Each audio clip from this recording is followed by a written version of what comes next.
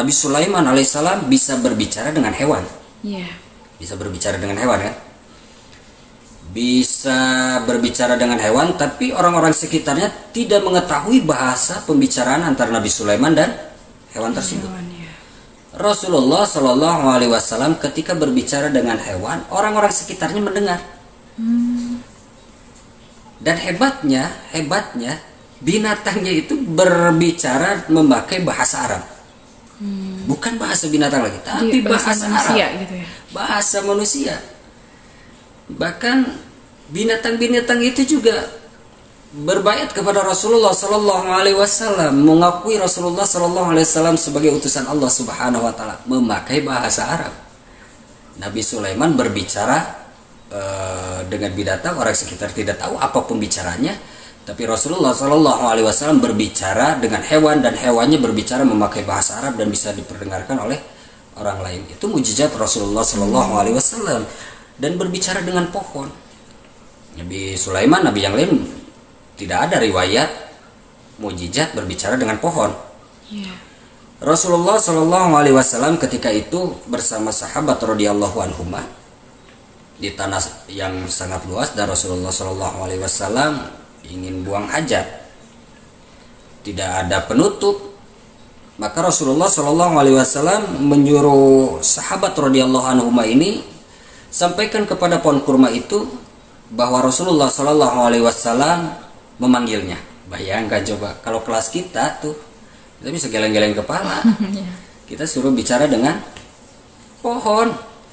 Maka para sahabat radhiyallahu anhum ini melihat dua pohon yang berseberangan jauh, yang satu di mana yang satu di mana, maka didekati dan disampaikan bahwa Rasulullah Shallallahu Alaihi Wasallam memerintahkan yang berbicara denganmu. Maka pohon itu berjalan, mendekati berjalan. Rasulullah Shallallahu Alaihi Wasallam disaksikan oleh para sahabat radhiyallahu anhuma, dan pohon itu diajak bicara oleh Rasulullah Shallallahu Alaihi Wasallam, kalian lebih mendekat lagi hingga mendekat merapat hingga aku bisa berjongkok di belakang.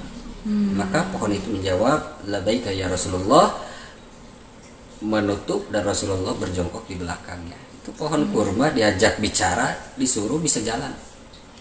Bahkan ada juga riwayat ketika itu Rasulullah Shallallahu Alaihi Wasallam hendak khutbah, biasa memakai mimbar dari potongan pohon kurma dan bersandar di pohon kurma itu.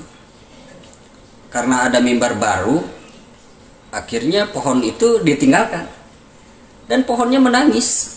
Itu disaksikan oleh sahabat Rasulullah Shallallahu Alaihi Wasallam. Bahkan diriwayatkan menangisnya itu seperti unta betina yang hendak melahirkan. Maka Rasulullah Shallallahu Alaihi Wasallam mengajaknya bicara dan memeluk pohon kurma itu sampai pohon kurma itu tidak menangis. Nah, ini mujizat Rasulullah Shallallahu Alaihi Wasallam.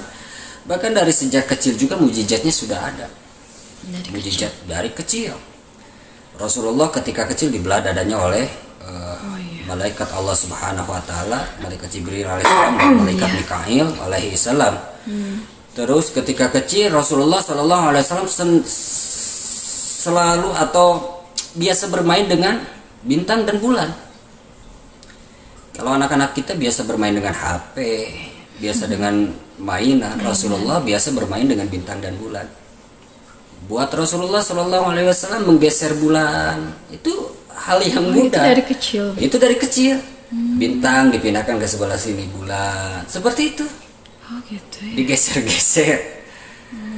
Itu anugerah yang Allah Subhanahu Wa Taala berikan, kemuliaan yang Allah Subhanahu Wa Taala berikan kepada Rasul kita Nabi Muhammad Sallallahu Alaihi Wasallam. Itu sudah biasa bermain dengan bulan dan bintang.